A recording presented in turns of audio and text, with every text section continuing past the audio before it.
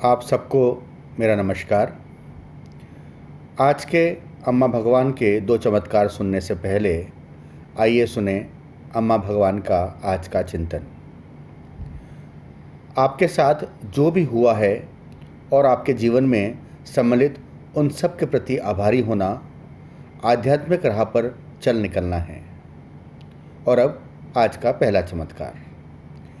एरागुडा हैदराबाद से मैं ए संजीव हूँ। मेरे जीवन में श्री अम्मा भगवान के आने से पहले मैं आर्थिक समस्याओं से जूझ रहा था। मैं अपने परिवार के साथ एक किराए के मकान में रह रहा था। मेरा जन्म और पालन पोषण इसी मकान में हुआ था। मेरा बहुत तीव्र इच्छा थी कि किसी तरह यह मकान हमारा हो जाए।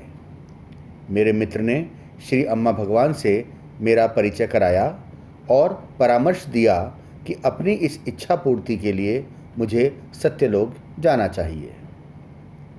मैं श्री अम्मा के दिव्य मंगल दर्शन के लिए तुरंत ही सत्यलोक गया।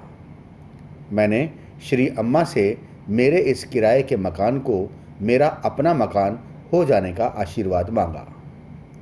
वापस आने पर चमत्कारिक घटना घटी और मैं उस मकान जिसमें मेरा जन्म हुआ था उसका मालिक बन गया।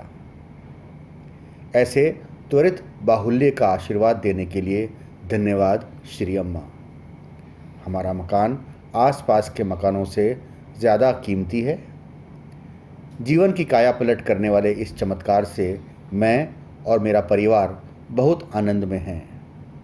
ऐश्वर्य प्रदाता श्री अम्मा भगवान को सहृदय आभार।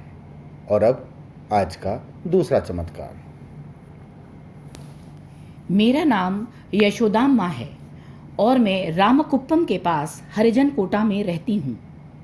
हर रविवार को जब मैं सत्यलोक जाती हूँ और भक्तों से उनके साथ हुए चमत्कार सुनती हूँ तो मुझे बहुत आनंद मिलता है। मैंने अपने गांव के लोगों के साथ भी ये चमत्कार साझा करने शुरू कर दिए। ये लोग भी सत्यलोक जाने लगे और दिव्य गोल्डन रॉक से आशीष लेने लगे। ये लोग भक्त भी बन गए।